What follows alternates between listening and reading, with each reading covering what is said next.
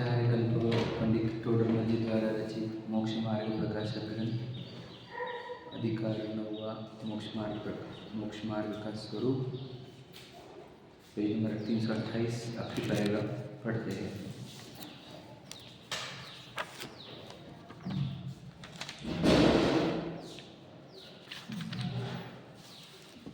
वही कहते हैं, पहले तो आज्ञादि से व किसी परीक्षा से खुदेवादिक की मान्यता को छोड़कर अरहंत देवादिक का श्रद्धान करना, क्योंकि यह श्रद्धान होने पर रहित मिथ्यात्व का तो अभाव होता है तथा मोक्ष मार्ग के विघ्न करने वाले खुदेवादिक का निमित्त दूर होता है। मोक्ष मार्ग के सहायक अरहंत देवादिक का निमित्त मिलता है, इसलिए पहले देवादिक का श्रद्धान करना। ठीक है, बस पहला पार्ट ये है हमारा कि आपको विश्वास करना है। बस जैन धर्म चाहता है विश्वास, और हम विश्वास छोड़कर सब कुछ देना चाहते हैं। तो समय मांगो समय देंगे, डेडिकेशन मांगो डेडिकेशन देंगे, समझ रहे हैं? अंग मेहनत चाहो तो अंग मेहनत देंगे, श्रद्धा नहीं देंगे, समझेंगे नहीं? सब बदले हमने A to Z, श्रद्धा नहीं बदली। जैन धर्म मूल बात करता है श्रद्धा की, कि पहली श्रद्धा करो कि अरहंत देवादिक जो है वे ही हमें सच्चे उपदेश दे सकते हैं। वे ही पूर्ण सुखी है, वे पूर्ण निर्दोष है, इसलिए सच्चे उपदेश उनसे ही प्राप्त हो सकते हैं और किसी से नहीं। इस बात का क्या करना है? श्रद्धा। खुदेवादिक जो है वे दोष सहित होने से, वे रागी द्वेषी होने से वे दुखी है, इसलिए वे उनसे सच्चे उपदेश नहीं आ सकते। पहले इतना विश्वास कर। मुझे बताओ, जब हम किसी और की बात सुनते हैं, पापा की, दादा की, पड़ोसी, दोस्त, मित्र की, तो जब वो सजेशन देता है तो हम कितना सीरियसली लेते हैं उसको। व्यापार संबंधी, परिवार संबंधी, हेल्थ संबंधी, कितना सीरियसली लेते बताओ। जबकि अल्पज्ञ, अज्ञानी, रागी द्वेषी है ना, मिथ्या दृष्टि सब है, उनके उपदेश को कितना महत्व है यार। वही तीर्थंकर के उपदेश को हम कितना महत्व देते हैं, सोचो, समझे कि नहीं? तो इससे सिद्ध होता है कि हमने जैन धर्म को हाथ पैर और समय तो दिए है, सिर भी दिया है, श्रद्धा नहीं दी, समझे कि नहीं? सिर भी झुका देंगे, हाथ भी जोड़ लेंगे, चलकर आ भी जाएंगे, है ना, मुख से वचन भी बोल देंगे, लेकिन हम विश्वास नहीं करेंगे। इसलिए तो पहला काम है श्रद्धा करना। पहले इसलिए पहले देवादिक का श्रद्धान करना, है ना। तो सेम केस गुरुओं के केस में भी है और सेम केस है धर्म के केस में भी। ठीक है, गुरुओं की श्रद्धा करना अर्थात कि गुरु जो भी तरह की है वे सब निर्दोष वचन कहते हैं, उनके वचनों का विश्वास करना, समझ रहे? तो उनके वचन क्या है वो हमने पढ़े। फिर जिन मत में कहे जीवादि तत्वों का विचार करना, नाम लक्षण आदि सीखना, समझ रहे? तो हम समझ लो अपने आप को चेक करें, तो हमने खुदेवादिक छोड़े, एग्जाम्पल मान के चलते सबने छोड़े होंगे, तो गुरु को देव धर्म, और यदि सच्चे देव गुरु धर्म में आए हैं हम, तो हमारा कर्तव्य है कि हम 7 तत्व के पहले नाम सीखें। 7 तत्वों के नाम सीखो और उनके लक्षण सीखो। ठीक है, तो बताओ हम 7 तत्वों के नाम, बहुत से लोग तो नाम से भी अपरिचित हैं, और कुछ लोग नाम से परिचित है तो लक्षणों से परिचित नहीं है। मैं बताता हूँ आपको, मतलब कैसे कि आश्रव भाव जब आएंगे तो उनको आश्रव नहीं पहचानेंगे, समझे? अब अंदर उतरोगे तो मैं दिखाता हूँ। देखो, मुझे एग्जाम्पल, कोई चीज़ खाने का भाव हुआ, वैसे अब सब लगाना, मैं तो आपको इजी वाला दे रहा हूँ कि कोई चीज़ खाने का भाव हुआ। अब ये जो भाव है ये आश्रव तत्व है, ये हमको दिखता नहीं है। ये मुझे क्या दिखता है? ये मुझे खाना है। अब इसका क्या बोलते हैं? आश्रव तत्व और जीव तत्व का एकत्व, समझेंगे? ध्यान सुन लेना। मुझे भूख लगी, ये जीव और अजीव तत्व का एकत्व है। समझे क्या कह रहा हूँ मैं? देखो, दो प्रकार के भेद ज्ञान की चर्चा मैंने की थी पहले भी, आपको था स्वद्रव्य और परद्रव्य, ये पहला भेद ज्ञान होता है, और दूसरा स्वतत्व और परतत्व। समझे कि नहीं? फर्क है दोनों में। स्वद्रव्य और परद्रव्य के भेद ज्ञान में जीव और 5 द्रव्यों को अलग भेद ज्ञान करते हैं, समझ में आया? और जीव तत्व अजीव तत्व के भेद ज्ञान में अपने अंदर उत्पन्न होने वाले विकारी भावों को भी पर में रखा जाता है, पता है? और आपको निर्विकार परिणामों को भी संवर्ण जरा मोक्ष में रख दिया जाता है। इतना गहरा है वो। वैसे बताना चाह रहा हूँ मैं कि हमारे अंदर आश्रवों के लक्षण पता नहीं होने से हम उन आश्रवों को जीव तत्व मानते हैं। क्या कह रहे हो यार, सुन लेना। ये लक्षण पता नहीं होने से, तो 7 तत्वों के लक्षण जानने से क्या होता है? लक्षण क्या के लिए रहता है बताओ? पहचान के लिए। तो आश्रव का लक्षण क्या बताया? आकुलता लक्षण। जो आकुलता उत्पन्न करे सो आश्रव, ये जानना। जिससे रिपीटेटिव हमारे अंदर आकुलता क्रिएट हो, वो बंधन जानना। समझे कि नहीं? जिसकी निरंतरता बनी रहे, तो इनके लक्षण जानना चाहिए। ये बात है दूसरा पार्ट में, याद रखना। दूसरे इसमें क्या है? पहले इसमें तो अर्हंतादिक का श्रद्धान का, और दूसरे में 7 तत्वों के नाम सीखकर लक्षणों का क्या लिखा है? लक्षण आदि सीखना। समझे? विचार करना है और लक्षण आदि सीखना है।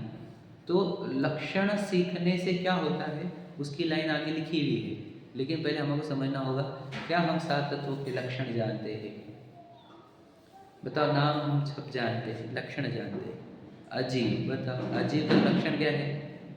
जिसमें मेरा ज्ञान दर्शन नहीं पाया जाए, यह लक्षण है अजीव का। उद्गल धर्म धर्म आकाश का लक्षण नहीं अजीव का। बोलो, जीव तत्व का लक्षण क्या है? जिसमें मेरा ज्ञान दर्शन पाया जाए। तो वो देखा जाए तो इधर इस शरीर के भीतर जो ज्ञान दर्शन को उत्पन्न कर रहा है वो आत्मा व जीव तत्व, और उसी की अपेक्षा से देखा जाए तो ये शरीर अजीव तत्व होता है, क्योंकि इस शरीर में मेरा ज्ञान दर्शन पाया नहीं जाता। और फिर बाकी के जीव वो भी अजीव हो गए, और घर गाड़ी बंगले वो भी अजीव हो गए।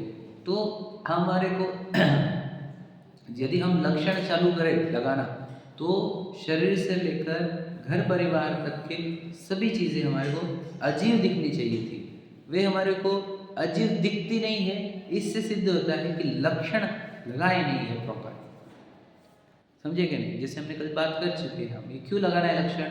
क्योंकि हमें चाहिए सुख, और सुख प्राप्ति का स्थान, सुख प्राप्ति के स्थान में यानी देखो, जब दादा ने वो चालू किया है 8 मई को कहना, परम भाव प्रकाशक नए चक्र, तो उन्होंने बताया कि हमें डायमंड निकालना है, मैंने एक्सट्रैक्ट करना है डायमंड। तो सबसे पहले तो ये किया जाता है कि भैया तुझे मिलेगा डायमंड, तो समझ लीजिए एग्जाम्पल कि आंध्र प्रदेश में, ये मेरा कल बना का है, बोलना मत कि आंध्र प्रदेश में, आंध्र प्रदेश में जाओ, आंध्र प्रदेश में जाओ तो कुकड़ू को कुछ गांव होगा, उसमें जाओ, उस गांव के बाद उस एरिया में, उस नगर में, उस शहर मतलब उस कॉलोनी में जाओ, या फिर उस वो सेक्टर इसमें जाओ, फिर डिगिंग चालू करो। ये समझे क्या? तो ये जो पत्नी बच्चे मेरे, घर मेरा, शरीर मेरा, कर्म मेरे, ये सब वो तरीके हैं कहाँ से इस जीव को जो सुख बाहर खोज रहा था उसको अंदर लाने के तरीके हैं। समझे क्या कह रहा हूँ मैं? तो कहना क्या है कि अजीव तत्व क्यों सिखाया गया हमारे को? इसलिए कि हम अपना सुख अजीव तत्व में से खोजना बंद करें और जीव तत्व में खोजना प्रारंभ करें। तो जीव अजीव का लक्षण, अगर तुम ये जिसमें मेरा ज्ञान दर्शन नहीं वह अजीव तत्व है, ये लगाना चालू करो आज भी, तो अपने आप आपका कितना भी बर्डन कम हो जाएगा, कितना ही। क्योंकि याद रखना, इस मन के अंदर जीव तत्व के 0 विचार है और अजीव तत्व के पूर्ण विचार है या नहीं? ये कारण क्या है? मन उधर व्यस्त क्यों हो गया? बस तुमने वो काम नहीं किया पहला वाला, जीव अजीव समझाने वाला, इसलिए मन दिन भर अजीवों की ही चिंता में, अजीवों में ही व्यस्त है। उसको अपने जीव तत्व का ही विचार करने के लिए समय नहीं, विचार करो, समझ रहे कि नहीं? इसलिए कहना है कि पहला विभाजन करो, श्रद्धा करो। अब देखो, अब जब तुमने भगवान जी की श्रद्धा करी तो उनकी इस बात पर भी श्रद्धा करो कि सुख आएगा तो जीव तत्वों में से ही आएगा, अजीव तत्वों में से नहीं आएगा। क्या हम विश्वास कर रहे हैं इस बात का? देखो, हम इधर हाँ बोलते हैं और फिर सुख खोजने को अजीवों में जाते हैं। फिर ये वही बात हुई ना कि हम सुन तो लेंगे, मानेंगे नहीं समझे कि नहीं? तो बोलना है क्या बोल दे, लेकिन हमारा जो है वो पैसा ही रहेगा, है कि नहीं? तो वो वाली बात बंद करना है, हमारे को सुनना है और मानना है, वास्तविकता है। देखो, मैं तो आपको बताऊँ, मैं तो जितना अभ्यास कर रहा हूँ मेरे को तो उतना मिल पा रहा है कि जो जब पहली बार समझ रहे थे आत्मा से सुख प्राप्त होगा, पहले के पहले सिर्फ लगता था ऐसा वर्ड, समझे कि नहीं? कि बाहर से सुख नहीं है, आत्मा में सुख है। और जब हम वस्तु का विज्ञान साइंस समझने लगे तो इतना स्पष्ट हो गया। जैसे कल मैंने जो पढ़ा था वो बताता, मैंने शक्कर का और नींबू का एग्जाम्पल दे रहा था, तो उसमें लिखा है नमक के डली, है ना, समय सार जी में। तो जैसे नमक के पहाड़ होते हैं ना, वो वाले समुद्र वाला छोड़ दो आप, है ना, वो तो खाते भी नहीं हम, पहाड़ होते हैं नमक के, है ना। तो कोई भी बारीक कण लेकर आओ, ठीक है, और उसमें खारापन कैसा है, नैसर्गिक, समझे क्या? कुछ भी कर लो तो उसमें खारापन कम नहीं कर सकते, और खारापन वो निरंतरता से निकालता है, बराबर है कि नहीं? सब्जी में डालो, रोटी में डालो, तो वो उसमें स्वाद आता है खारेपन वाला, समझ रहे क्या नहीं? तो नमक में, अब जैसे शक्कर तो फैक्ट्री मेड है, बराबर है। अब नींबू समझो वो हो गया, अब ये जो है वो तो फैक्ट्री मेड भी नहीं है, नमक ये नेचुरल स्टोन है ना, उसमें से खारापन अखंड धारा चल रही है ना। नमक की डली में खारापन जैसे स्वाभाविक है, वैसे ही आत्मा नाम की वस्तु में ज्ञान और सुख स्वाभाविक है। नैसर्गिक वस्तुएं जितनी भी होती है वो ऐसी ही होती है, उनके अंदर से उनकी चीज़ें निकलती रहती है। अब तुम चंदन की लकड़ी को देख लो, ऐसे हजारों चीज़ें, एक नहीं, इतनी चीज़ें जो देखो, नैसर्गिक जितनी चीज़ें हैं वे अपने अंदर से उसका सौंदर्य प्रकट करती ही रहती है, अपना स्वरूप प्रकट करती ही रहती है। और याद रखना, मैं आपको बहुत पहले बोला था, जैसे वो किचन में रहता है, किचन में वो जो जिसमें बहुत सारे मसाले रखते हैं, है ना, मराठी में क्या बोलते हैं उसको, जो भी बोलते हैं, पाड़े, पंचपाड़े। तो सोचो वो सब चीज़ें अपना स्वाभाविक कार्य करती है, तभी तो कुकिंग सही बनती है। उसमें से एक भी अगर अपना स्वाद विरुद्ध कर दे, मिर्ची मीठा वाला करने लग जाए, नमक तीखा वाला काम करने लग जाए, तो आपकी रसोई तो कभी नहीं बन पाएगी। विश्वास किस पे है आपको? उन पदार्थों पर, है कि नहीं, कि वे वही स्वाद निकालेंगे जिसके लिए वे प्रसिद्ध है, क्योंकि उन्होंने अनादि से, चतुर्थ काल में भी वो यही स्वाद निकालते थे, पंचम काल में भी वो यही स्वाद निकालते हैं, स्वाद बदलते नहीं है, हाँ या नहीं? हल्दी पीलापन निकालेगी तो निकालेगी, समझे कि नहीं? तो ये जब वस्तुएं सब इतनी नैसर्गिक, मतलब ये क्यों बोलना चाहता हूँ मैं, भगवान जी की बात का विश्वास करो कि ज्ञान और सुख आत्मा में से ही निकलता है और कहीं से नहीं निकलता, इस बात का विश्वास करना होगा। ये हमारे श्रद्धा का विषय है, समझ में आया? तो जीव तत्व और अजीव तत्व के विश्वास से आपकी अनंत खोज बंद होती है और आप जीव तत्व की ओर मुड़ जाते हो। तो इस मन को इतना आराम मिलता है क्योंकि अनंत जगह खोजना था, वो बंद हुआ और एक जगह मिल गई। तो इसको बोलते हैं एकाग्र, समझ रहे? एक ही बचता है अग्र में, मतलब सामने बस एक, समझ रहे कि नहीं? बस वो है ना, एकाग्र चिंता निरोधो ध्यान, सूत्र के ध्यान का एक अग्र होना चाहिए और चिंताओं का निरोध होना चाहिए, उसी का नाम ध्यान है, ध्यान का सूत्र है ये, समझ रहे? एकाग्र चिंता निरोधो ध्यान, वो स्तुति लिखो, लिखिए नहीं, हाँ, एकाग्र चिंता निरोधो ध्यान, एक अग्र होना चाहिए, चिंताओं का निरोध होना चाहिए, तो जो होता है वो ध्यान है। तो मतलब बोलना क्या है कि एक अग्र कब रहेगा, जब जीव अजीव का विभाजन होगा तब ही। मुझे बता, जिसके जीवन में जीव अजीव का विभाजन नहीं है उसके जीवन में दिक्कत ये है कि मन कभी इधर भागा कभी उधर भागा। तो मन को कितने आग्रह है, हजारों आग्रह है, एक आग्रह तो है ही नहीं। सोचो, देखो आज के लोगों को ध्यान करना नहीं आ रहा ना हमको आजकल, तो इसका कारण क्या है बता, वही दिक्कत है, समझ रहे क्या। देखो मैं आपको और बता देता हूँ, पहले के लोग जो गांव में रहते थे, इंटरनेट नहीं था, शहरों में क्या हो रहा कुछ भी पता नहीं उनको, समझ में आ गया। चर्चा कितनी, जो शाम को बैठते थे खाट पर 8-10 लोग, वो जितनी बातें कर लें उतनी ही चर्चा होती थी, समझ रहे क्या। तो मन को विषय बहुत सीमित थे, बराबर है कि नहीं।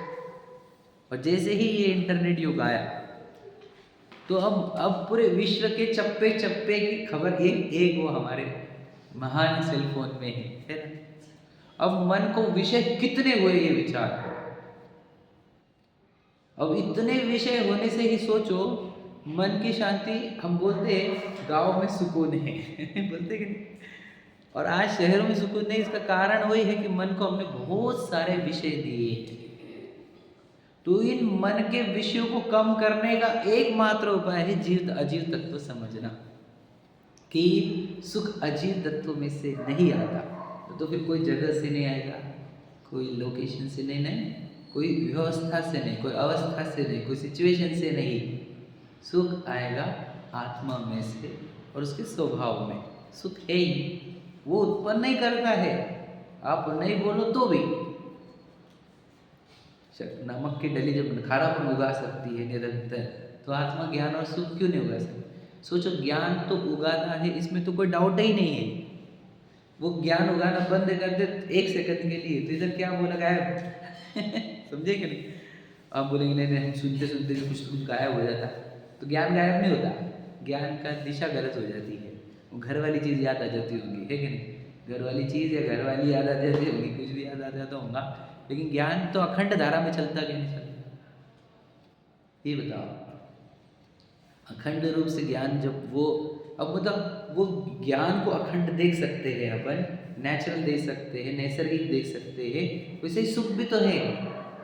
स्वीकता है कि ज्ञान जैसा है, सुख क्यों विकसित नहीं हो पा रहा है, क्योंकि हम बाहर जो सुख खोजने में दुखी हुए हैं उसके कारण वो सुख विकसित नहीं हो पा रहा है तो सुख वहाँ पर भी, समझे क्या नहीं। मैंने कल बता दिया, जितना तुम बाहर सुख खोजना बंद करोगे तो उतना सुख आरंभ हो जाता है, प्रारंभ हो जाता है। तो जब नमक की डली अपना स्वभाव निकाल सकती है तो आत्मा अपना स्वभाव क्यों नहीं निकाल सकता। इस बात का क्या करना होगा बोलो, विश्वास। बात वही है, हम चाहते हैं आपसे एक ही चीज़ है, विश्वास करो। बोलो किसने किसने समझा, हाँ हमने हमने हम। अच्छा किसने किसने विश्वास किया, किसी ने नहीं। दिक्कत वही है, हम यहाँ पर समझने को आए हैं। मैं आपको बोलता हूँ विश्वास को, आप विश्वास का ही खेल है। मैं आपको क्या क्या बताऊँ, बहुत कुछ बोला जाता है। वक्ता का स्वरूप में भी वो विश्वास ही मुझे श्रद्धा नहीं। श्रावक के श्र जो है वो श्रद्धा के लिए ही है, सम्यक दर्शन का दर्शन श्रद्धा ही है। अब पढ़ते जाओ, हर चीज श्रद्धा से प्रारंभ होती है। डॉक्टर का इलाज काय से प्रारंभ होता है विचार करो, दवाई से नहीं, श्रद्धा से। हाँ या नहीं, याद रखना, दवाई ले और श्रद्धा ना हो तो असर नहीं करती। जब ये डॉक्टर का एग्जाम्पल आपको याद है तो ये केस भी वही है, जिनवानी, ये जिनवानी ये दवाई, अब असर क्यों नहीं कर रही है, क्योंकि श्रद्धा नहीं। एकदम सिंपल बात है, दवाई में फॉल्ट नहीं है बिल्कुल भी। अब दवाई लेते नहीं, पता नहीं डॉक्टर को आता कि नहीं आता, ऐसा करके तुम दवाई दोगे तो अंदर जाके असर करती ही नहीं, समझे है कि नहीं भैया। और कितनी बार आपको बताऊँ ना, मैं पहले बोलता था मेरी बात को कि बहुत बार डॉक्टर को पता है इसको कुछ होने वाला नहीं है पुराने जमाने में, लेकिन वो आया है दुख रहा है बोले तो उसको कुछ तो विटामिन की एक दवाई दे देते थे, ले भैया तू, है कि नहीं। और उसका दुखने से कोई संबंध नहीं है, लेकिन वो लेता था श्रद्धा से। तो वो दवाई भी असर कर जाती थी, बोलो या उसका अच्छा भी हो जाता था, हाँ या नहीं? खेल किसका है? श्रद्धा का, विश्वास का। और हम वो श्रद्धा और विश्वास को बाजू में रख के सब बोलना चाह रहे हैं। तुमने बोला तुम करने को कर लिया ना आपने, वो नहीं बोल, श्रद्धा की है तूने, विश्वास कर, समझ रहे ना? तो जीव अजी तत्व के विश्वास से आपका कितना कल्याण होगा आप कल्पना नहीं कर सकते। और कितने मन को शांति मिलेगी, कितना जीवन सहज आनंदमय हो जाएगा, निराकुल हो जाएगा, कितनी शांति प्रकट होगी, कितना मन का समय बचेगा। बताओ भला कि अजीबों में कुछ नहीं है, कुछ नहीं। क्योंकि देखो वो अपना अपना स्वभाव प्रकट कर रहा है, कोई स्पर्श गंध वर्ण प्रकट कर रहा है, कोई अवगाहनत्व, कोई है ना परिणमनत्व, है ना, ऐसे कर रहे वे अपने अपने स्वभाव प्रकट कर रहे। मैं उधर जाके मेरे को क्या मिलने वाला है बताओ? और मैंने आपको बताया था ना कि औरंगाबाद नगरी नहीं है, ना ये माता पिता है, ना ये भाई बहन, ये पुद्गलों के आकार है, जिसको 698 का लिखा है, पुण्य पाप फल माई हरक बिलखुमल भाई, यह पुद्गल पर जाए उपजे बिन से फिर थाई। ये बस आपको समझना होगा कि ये परिवार है, समाज है, देश है, शहर है, कुछ नहीं है। आप रॉ मटेरियल में देखो, पुद्गल स्पर्श गंध वर्ण रूप परिणाम रहा है। तो इसमें कैसे सुख खोजना, हम क्यों सुख खोजना है इसमें? हम अपने सुख को अपनी वस्तु में से निकाले ना, तो जीव जी के विभाजन से आपके जीवन में काया पलट होगी। इसलिए विश्वास करो इस बात का कि सुख निकलेगा। मैं आपको देखो, तीर्थंकर दीक्षा ली, ये बात को लॉजिकली समझ ही नहीं पा रहे थे हम। क्यों? राज वैभव छोड़कर, महल छोड़कर जंगलों में क्या मिल जाता, ये प्रश्न था ना। तो ये उत्तर है वो जो हम पढ़ रहे हैं जीव जी, कि सुख नाम का पदार्थ, ये सुख नाम का भाव जीव नाम की वस्तु में से आता है, पुद्गलों में से नहीं आता। तो उन्होंने क्या लिखा? 6 खंड की विभूति एक क्षण में त्यागी है। 6 खंड की विभूति एक क्षण में त्यागी। तो 6 खंड त्यागा क्या नहीं त्यागा? बोले अजीवों का लक्ष्य त्यागा, अजीवों से सुख होगा इस बात की मान्यता को त्यागा। समझे कि नहीं समझे? किसको छोड़ा? 6 खंड छोड़े क्या? नहीं, अजीव छोड़े। समझे कि नहीं? अजीव क्यों छोड़े? ताकि आश्रव छूटे, ये बात भी समझ लो। क्योंकि अजीव के लक्ष्य से उत्पन्न होते हैं आश्रव, और आश्रव से होता है बंध, और ये दोनों मिला करके हमारे को बहुत दुख देते हैं, जन्म मरण कराते हैं। इसलिए जीव जी को विभाजन से क्या होता है? आश्रव बंध जो होते दोनों वे नष्ट होते हैं। समझ रहे? और जीव का लक्ष्य करने से क्या होता है? संवर निजरा मोक्ष प्रकट होती है।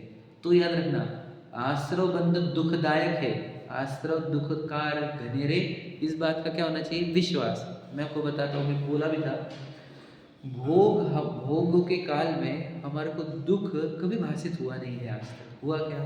नहीं होते, तो भोगों से दूर जाते। हमारे डे बाय डे भोग बढ़ रहे हैं, स्पर्श के हो, रस के हो, गंध वर्ण के हो, समझ रहे? तो भोग बढ़ते हुए हमें भोगों के काल में उत्पन्न होता हुआ आश्रव भाव और उसकी आकुलता आज तक समझ में नहीं आई है। इसलिए हमारे को भोग कभी दुखदायक लगे ही नहीं है। समझ रहे क्या? बताओ किसको भोग दुखदायक लगे? लगे ही नहीं। तो हमारे को विश्वास ही नहीं है आश्रव तत्वों का। मुझे बताओ, मैं आपको बता देना, भोग होते काहे से है? तीव्र इच्छाओं से। नहीं, किसके शरीर का नेचर है, शरीर को भूख लगती है, शरीर को भूख लगती तो उसको भोजन चाहिए, भोग नहीं। समझे क्या? ऐसी किसी बातें कहते शरीर को भोजन लगेगा, हाँ हम जानते हैं शरीर को भोजन लगेगा, भोग नहीं। उसके अंदर नमक जो पड़ा है, उसके अंदर शक्कर जो पड़ी है, उसके अंदर छोक जो पड़ा है, समझ रहे क्या नहीं? तड़के भड़के जो भी होंगे वे शरीर की भूख नहीं है, वो आत्मा के अंदर उत्पन्न होती हुई इच्छाएं है। फिर ये क्यों नहीं, ये क्यों, ये बनाओ, ये नहीं। समझे क्या? हो भैया, आराम भैया, ध्यान इधर दो। कभी कभी आते अपन, उसमें भी इधर उधर ध्यान लगो, कैसे समय बर्बाद करोगे? छोड़ दो उसको। तो क्या कहना है? भोग दुखदायक लगे क्या? तो भोग कैसे हो? भोग इच्छाओं से। अब इच्छा हुई थी वो मोमेंट पे, समझ में आई क्या? नहीं।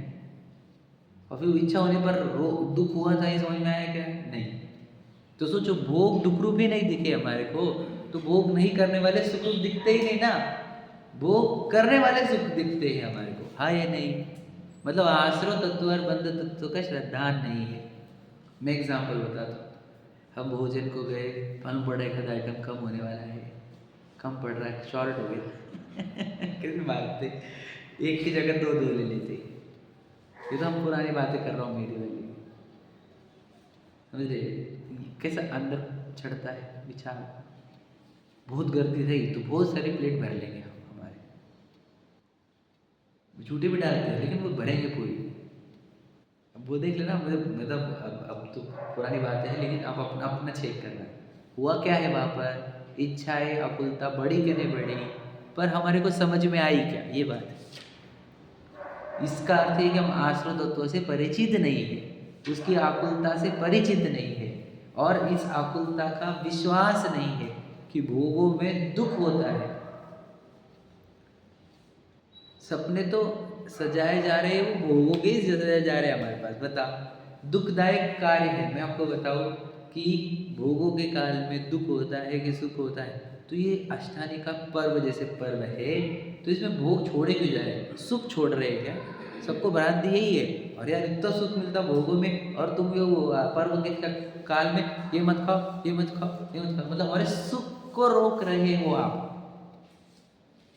ऐसा धर्म क्यों है हमारा दुख देने वाला समझे क्या?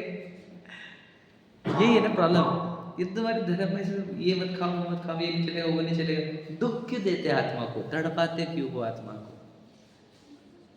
हम दुख देने वाले काम को रोक रहे हैं पर्वों में, ताकि तू शांत रह सके, आनंदित रह सके। दुख देने वाले है कि नहीं भोग? बता।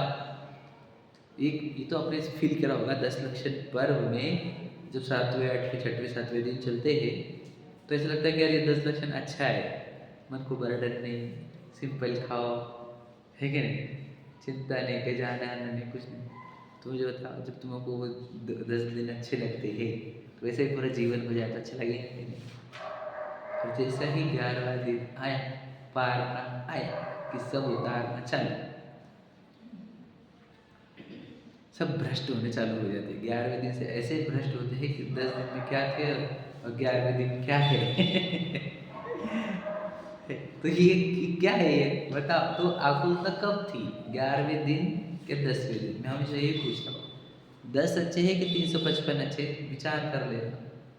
ये किस बात का सूचक है? लक्षण, आश्रयों के लक्षण से परिचय नहीं है हमारा, समझ रहे कि नहीं? दुख हो भी रहा है अंदर, और उसको सुख मानने की भ्रांतियां भी चला रहे हैं, मतलब भोग सुखरूप लग रहा है। तो मेरे नाम बहुत बड़े अज्ञान और मिथ्यात्व में है, समझ रहे क्या? भोग बढ़ रहे हैं या भोग अच्छे लग रहे हैं, तो समझ लेना हम मिथ्यात्व में और अज्ञान में है, समझेंगे? असंयम तो है ही, तभी तो भोग हो रहे हैं। तो ये क्योंकि असंयम बढ़ क्यों रहा, मिथ्यात्व और अज्ञान के कारण ही असंयम बढ़ रहा है, समझ रहे कि नहीं समझ रहे? तो ये आश्रव बंध के लक्षणों को दुख रूप जानना। तो वो जो 10 दिन जो अच्छा लगा था, वो संवर निजरा का लक्षण है, समझे क्या? वहाँ जब इच्छा इतनी घट जाती है, देखो 10 दिन कहीं जाते आते नहीं है, होटलों का चक्कर नहीं, न्यूज़ चैनल टेलीविजन भी देखते नहीं है, एग्जाम्पल है क्या नहीं? दिन भर सुबह पूजन चलती है, फिर स्वाध्याय चलता है 2-3 बार, तो इससे क्या हो जाता है, हमारी इच्छा जितनी डाउन होती है तो हमें कुछ शांत भी लगता है। एक टाइम भोजन है, क्या बनाओ चक्कर भी नहीं, वो भी सिंपल बनेगा, तो इतना हमारे अंदर वो डाउन होता है। तो जब अच्छा लगता कि नहीं, तो वो जब थोड़ा डाउन होने पर अच्छा लग रहा है, पूरा डाउन होने पर कितना अच्छा लगेगा। ये तो संवर निजरा का लक्षण है, निराकुलता लक्षण, जहाँ इच्छाएं सताए नहीं, इच्छाएं तड़पाए नहीं, समझे क्या नहीं? कौन? मैं तो अपने लोगों की बात कर रहा हूँ, ये सिर्फ स्वाध्याय वालों की बात करी मैंने। 310 55 वो बोला 10 दिन 5500, ये तो सिर्फ स्वाध्याय वालों की बात की। जो स्वाध्याय नहीं कर रहे उनकी तो क्या चर्चा करें हम, वे तो क्या कर रहे हो भगवान जाने, सिर्फ भगवान जाने। वो तो 3-13 कर देते 10 लक्षण की, हम सब मालूम है। समझे क्या? कितने लोग ऐसे हैं कि भाई रोटी नहीं खाऊंगा, फिर सब सब्जियां वगैरह फ्रूट वगैरह दन दन खा रहे, मतलब बोलना है हरी चीज़ें ज़्यादा खा लेते हैं अनाज को छोड़ के।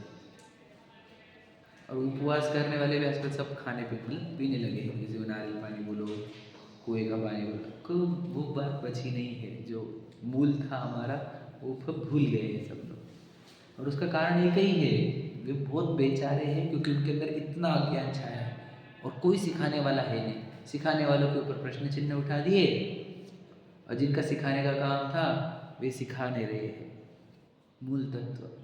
समझे क्या? नहीं तो अज्ञान ही इतना छाया हुआ है तो उनकी जुबान छोड़ दो। ये तो अपने लोगों की बात कर रहा हूँ। आपको अगर 10 दिन अच्छे लगे, जब आप सात्विकता से जीने से तुम्हारे को अच्छा लगा, तो आप जब पूर्ण वितरागता रूप जियोगे तो कितना अच्छा लगेगा। विचार करो, जिस दिन मेरे अंदर कोई इच्छा मुझे तड़पाएगी नहीं, सोचो उपवास के दिन होता क्या है, क्यों क्यों लालायित है सब लोग इच्छा उपवास करने को। ज्ञानी जीवों की बात कर रहा हूँ, क्योंकि एक भी विकल्प, एक भी इच्छा तड़पाने वाली नहीं। तो आनंदमय रहता है उपवास कि दुखमय, ये बता, सच बता रहा। उपवास आनंदमय क्या दुखमय? हमें क्या लगता है वो बता, अब अपना अंदर जाता है। दुख रूप लग रहा है ना, तो ये संवर तत्व की पहचान नहीं हुई, लक्षण पहचाने नहीं है। निजरा तत्व के लक्षण पहचाने नहीं है। बोलो उपवास क्या होता है? तप, पहला तप है इच्छा निरोध तप, इच्छा का निरोध होता है और तप से निर्जरा होती है। ये सब बता चुका हूँ, समझेगा नहीं? तो वहाँ पर इच्छा का निरोध होने पर देखो, तो इच्छा का निरोध हुआ मतलब दुख का निरोध हुआ, तो सुख आया ना वहाँ पर। तो वहाँ पर सुख दिखा का, उपवास में सुख किसको दिखा आज तक? सिर्फ सम्यक दृष्टि जीवों को उपवास में सुख दिखता है। बाकी जितने मिथ्या दृष्टि देते हैं वे दुख मानते हैं, लेकिन उनके अंदर भ्रांति डालती है कि इससे कर्मों की निर्जरा होगी। समझेंगे नहीं? मतलब नहीं खाने से कर्मों की निर्जरा होती है, ये मान्यता उनके अंदर है, हाँ या नहीं? तो नहीं खाने से निर्जरा होगी, भाव आए तो भी चलेगा। समझे क्या? मतलब अज्ञान, हम भी तो जैसे कल ये कहूँगा कल ये कहूँगा, दिन भर भाव करते थे, भूख लगे यार कल खा लेंगे, कल खा लेंगे। मतलब सोचो, ऐसी तो हमारी भी अज्ञान अवस्था है। रात भर जागे, मेरे को मेरा याद है, समझ लो मैं कितने साल का होगा तब, 6-7 साल का होगा आराम से। तो मैं रात भर जागा था, नींद आ रही नहीं थी। तो मैं बोल रहा जो दिख रहा हो, मम्मी कल ये बना, मम्मी कल ये बना, मम्मी कल ये बना, मुझे मेरा याद है, मेरे को इमेज सामने है मेरे। तो बोलना ये है कि वो भाव से बंधन होते हैं, ये चक्कर पता ही नहीं, शरीर से नहीं खाना। फिर वो सोचो, वो दुखद, कितना दुखद गया उस जीव को जिसको ज्ञान नहीं है। उसको तो पल पल काटना मुश्किल पड़ता है, और ज्ञानियों को हर एक पल गिफ्ट है। समझे कि नहीं? जैसे संडे रेस्ट डे होता है, वैसे ही उपवास भी तो रेस्ट डे ही होता है। हमने आपको उस दिन नहाने तक की भी जिम्मेदारी नहीं दी है, और मंदिर जाने तक की भी जिम्मेदारी। ये कौन जानता है? और कैसे उपवास करेंगे, मंदिर भेजने जाएंगे? उपवास कर रहा है ना, उपवास। मैंने बोला ना, सबसे ज़्यादा शब्दों को बर्बाद किया है कौन से? उपवास शब्दों को। तुमने नहीं खाने को उपवास, अरे आलू खाने को शकरकंद, मतलब क्या है, रताड़ू खाने को भी उपवास बोलते लोग, साबूदाना खाने को भी उपवास बोल दिया। अरे उपवास शब्द की कितनी बदनामी करी तुमने, है क्या नहीं? उपवास वाले सब खा रहे, साबूदाना खा रहे, बहुत क्या क्या आइटम्स रहते हैं। सोचो, उपवास शब्द की इतनी बर्बादी, इतनी बर्बादी मैंने देखी है कि यार वो शब्द क्या है, तुम क्या बोल रहे हो, क्या समझ रहे हो, बता, है कि नहीं? तो ये कहना, ये उपवास तो आनंदमय था। आनंदमय क्यों नहीं लिखा? बोलो, संवर निजरा तत्व की पहचान नहीं होने से। तो जब तुमको उपवास आनंदमय लगेगा तब मुनिराज आनंदमय लगेंगे, हाँ या नहीं? मुनिराज करते क्या है बताओ भला? उपवास करते, नहीं वो भी आहार लेते, उपवास करने के लिए ही आहार लेते। तुम एक दिन जो उपवास करते हो वो जीवन भर करते, समझे क्या बेटे? आत्मा के निकट रहकर इच्छाओं को स्पीड से घटाते हुए चलते हैं, निर्जरा स्पीड से होती रहती है, उनको कर्म निपटते रहते हैं, ये है वो मुनिराज।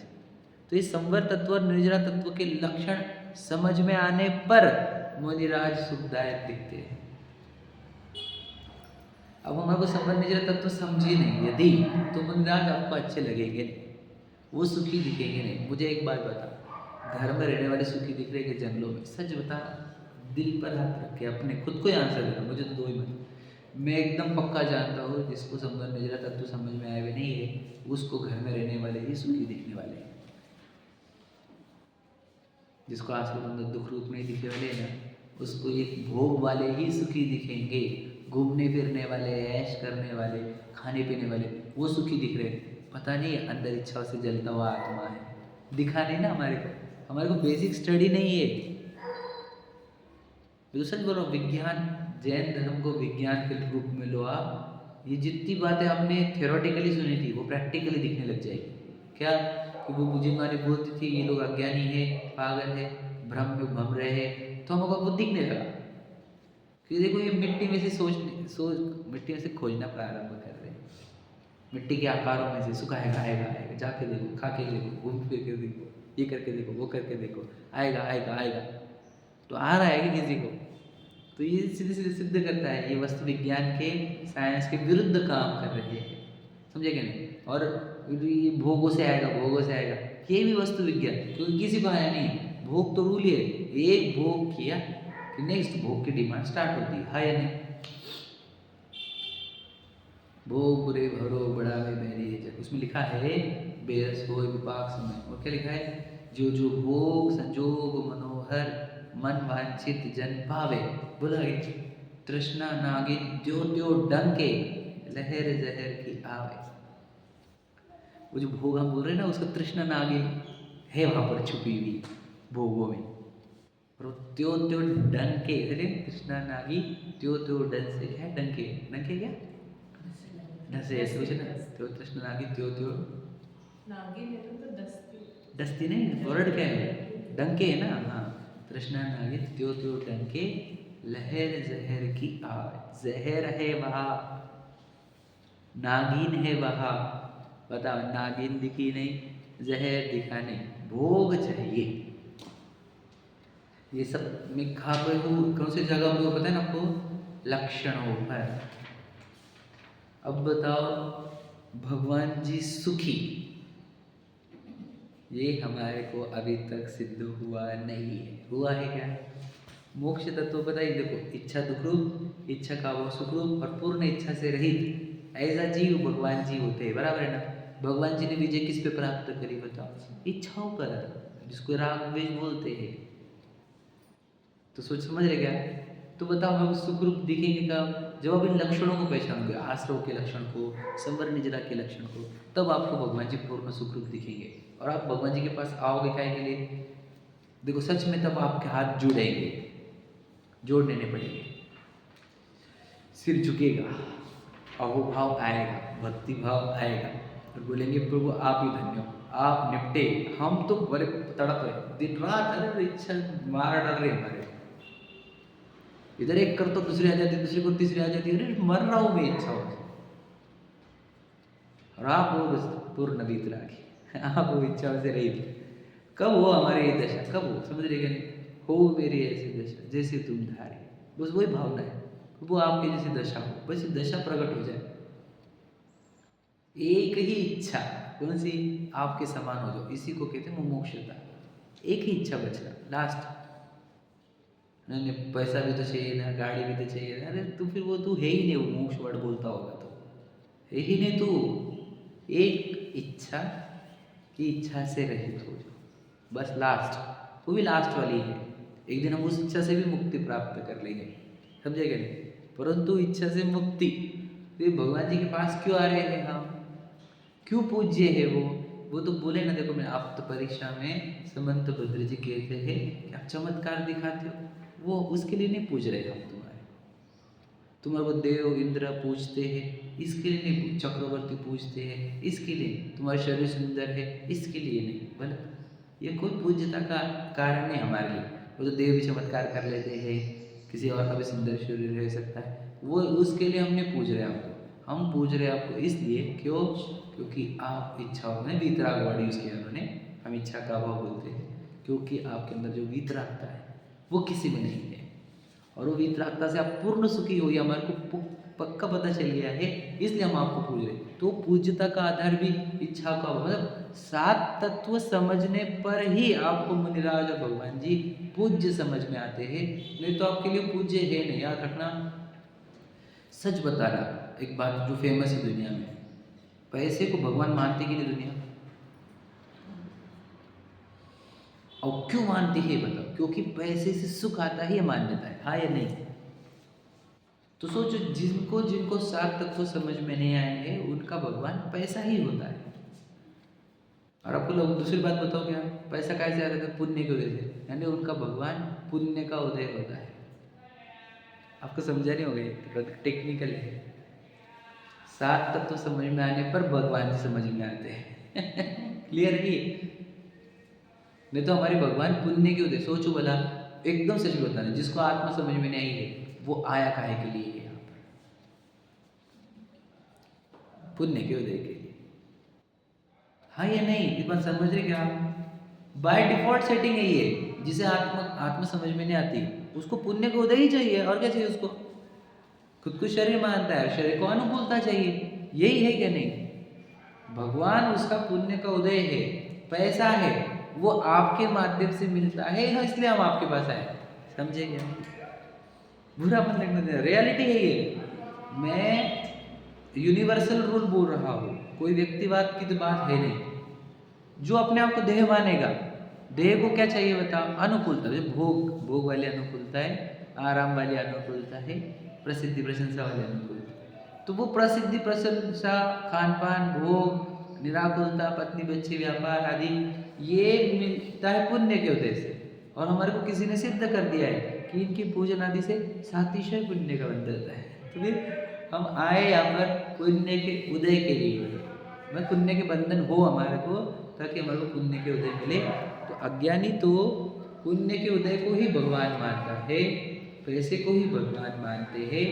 जो 7 तत्व समझते हैं, अपने को जीव तत्व समझते हैं, आश्रमबंध इच्छा वाली आकुलता को दुखरूप समझते हैं, इच्छा का अभाव वाली संबंध में जरा को सुखरूप समझते हैं, उनको भगवान जी सुखरूप दिखते हैं, उनको मुनिराज सुखरूप दिखते हैं, बाकी किसी को दिखते ही नहीं। याद रखना, भगवान जी के सो कॉल्ड भक्त अनंत होंगे, लेकिन रियल भक्त बहुत कम है।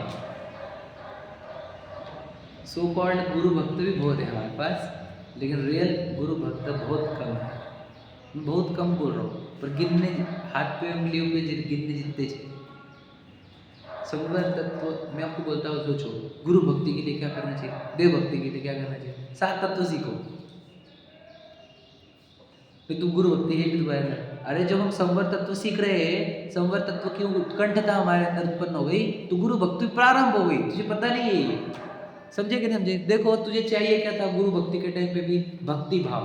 वो भक्ति भाव कैसे आता है? जब संवर निजरा को महान समझोगे तो वो भक्ति भाव लाने के लिए स्वाध्याय के माध्यम से 7 तत्व समझने पर संवर निजरा सुखरूप हो, ये मानने पर अहोभाव क्रिएट होता है संवर निजरा के प्रति, तो गुरुओं के प्रति अहोभाव क्रिएट होता है। लोग देखो, अहोभाव के बिना हाथ पैर बड़े बड़े करके, पैर से लोटांगन लेके, पैसे दे दे के या कुछ सेवा दे दे कर वो अहोभाव लाना चाह रहे हैं, आता नहीं। और अहोभाव के लिए जाते भी नहीं है, वो सभा में मेरा नाम ले ले, मैं परम भक्त वो हो जाओ, फिर उनके आशीर्वाद से अपना घर धंधा व्यापार बढ़िया चले, ये चक्कर है वो, है ना? सस्ती बयान सही है कि नहीं? मतलब संवर निजरा तत्व समझने पर गुरु भक्ति और मोक्ष तत्व समझने पर देव भक्ति आती है। मतलब सोचो, तुम इनके सामने सही तरीके से तभी जा सकते हो जब तुम 7 तत्व सीखते हो। मैंने इसलिए परसों बात बताई थी, बोलो कि पूजन के पहले स्वाध्याय। टाइमिंग नहीं बोल रहा हूँ मैं, पूजन अगर आपको प्रारंभ करनी है जीवन में, तो पहले स्वाध्याय करो। सोचो, मैं बता रहा हूँ, मतलब एग्जाम्पल, प्राइम मिनिस्टर कितने महान हैं ये मालूम नहीं, लेकिन उनकी सेवा पूरी करो, ऐसा होगा? पूजा मतलब सोचो, मालूम ही नहीं कौन है वो सामने वाला विचार करो, मालूम ही होगा जी कौन है हमारे को, तो पूरा कितने लोग तो देह ही मान रहे हैं। अब क्या भगवान जी की पूजा कर लोगे तुम बता, तुम्हारे तुम्हारी पूजन की लाइन में समझे कि नहीं, मैक्सिमम तो आत्मा की चर्चा है। और फिर तुम वो आत्मा से अपरिचित हो तो भगवान जी की पूजा कैसे करोगे, तो भक्ति कैसे करोगे? सोचो। और अब मैंने जो आपको दे दिया, खत्म हो गया समय मेरा, लास्ट मिनट, तो जो हमने आपको बताया क्या कि प्रभु आप पूर्ण इच्छाओं से रहित हो, अनंत सुख स्वरूपी हो, आपने वो मोक्ष तत्व प्रकट किया है, मेरे अंदर भी वो मोक्ष तत्व प्रकट हो। अब आपको ऐसी भाव आएगा, अहोभाव आएगा, भक्ति भाव आएगा, अब आपके अंदर वो रियल वाला चीज़ होगी। याद रखना, मैं आपको बताऊँ, देखो मंदिर जी में सबसे इम्पोर्टेंट चीज़ लाने की कौन सी है साथ में? चावल। बोलो क्या लाना पड़ता है आपको पता होगा? श्रद्धा और भक्ति भाव। सही है कि नहीं? तो जो श्रद्धा और भक्ति भाव छोड़ दिए हमने, दो चीज़ छोड़ दी, और बाकी पूरी है प्रोसीजर, अरे एज पर बुक्स प्रोसीजर है, तो आप भी समझते हो ना उसकी कोई वैल्यू नहीं है ही नहीं। मतलब मंदिर में श्रद्धा और भक्ति भाव ये ओरिजिनल वाले चाहिए, हाँ या नहीं? डुप्लीकेट वाले नहीं। सही है कि नहीं? तो ये श्रद्धा और भक्ति भाव सात तत्व समझने पर उत्पन्न होता है, इसलिए पूजन और बाकी सब क्रिया तभी सही होगी जब आप इन सात तत्वों को गहराई से समझोगे, आपके अंदर एकदम नेचुरल आएगा। याद रखना, आप मेरे को तो पूरी दुनिया से अलग दर्शन होंगे आपके, प्रोसीजर सेम होगी, हाथ जोड़ने के, सिर झुकाने के, लेकिन आपको वो रोंगटे खड़े होंगे, आपके अंदर आनंद आश्रु आएंगे, भक्ति भाव उछलेगा आपके अंदर कि प्रभु आप हो बस, और सच्चे भी आप ही हो, मेरे भी आप हो, और मेरी प्रेरणा भी आप हो, और बस आपके से वो कुछ है ही नहीं मेरा इस दुनिया। ये आ जाना चाहिए। ये नहीं आ रहा है तो हम कोई बोल रहे हो सात तत्व सीखो, जाओ सात तत्व सीख कर आओ। तो ये सात तत्व में मैंने किस टाइप से बताया आपको आज? लक्षण वाले। तो आपको लक्षणों पर पहुंचो, आप नाम सीख लिए ना, लक्षण सीखो। लक्षण सीखने पर संवर निजरा सुखरूप दिखेगी और मोक्ष सुखरूप दिखेगा, और संवर निजरा मोक्ष सुखरूप दिखने पर देव और गुरु सुखरूप दिखेंगे। आश्रम बंधु दुख रूप नहीं दिखेंगे तो भोग करने वाले पूरे सुखी दिखेंगे तुम्हारे को। समझ में आया कि नहीं? और फिर ये अजीब अच्छे से नहीं करोगे तो याद रखना मन को आराम नहीं मिलेगा, अनंत चीज रहेगी मन के सामने, मन हमेशा विचलित रहेगा हमेशा। तो जी ये सब तत्वों के लक्षण समझकर, अजीब तत्वों का लक्षण क्या बोला आराम बोलो, नहीं बनाया जाए। समझ में आया? ये लक्षण याद रखना। तो एक शर्ट है कि नहीं अपना, और वो बाल और हम, समझ रहे कि नहीं? चार, जिसमें मेरा ज्ञान दर्शन नहीं, वो अपनी चीज़ नहीं, छोड़ दो सब, मतलब इस सब विकल्प को छोड़ो, और जिसमें मेरा ज्ञान दर्शन चल रहा है, देखो जहाँ से ज्ञान दर्शन निकल रहा है, वो नमक की डली वाला एग्जाम्पल याद रखो, अंदर से निकल ही रहा है, देखो ज्ञान निकल रहा है, दर्शन निकल रहा है, सुख भी निकलता है, तुम देखो अंदर बस, तो निकल रहा है जहाँ से, वहाँ ध्यान लगाओ, किधर लगा है? हर अच्छे पर पद में क्यों लगे हुए हो? जहाँ से ज्ञान निकलता नहीं, सुख निकलता नहीं, शांति निकलती नहीं, क्यों? तो अपने जीव में आओ, अपने अंदर से ज्ञान दर्शन उत्पन्न करो, सुखी होगा। यही मार्ग है, गजब का मार्ग हमें भाग्य से मिला है, हम इस मार्ग को प्राप्त किए हैं, लेकिन इसकी पूर्णता को प्रकट करें, इसी मंगल भावना के साथ सहजानंदी।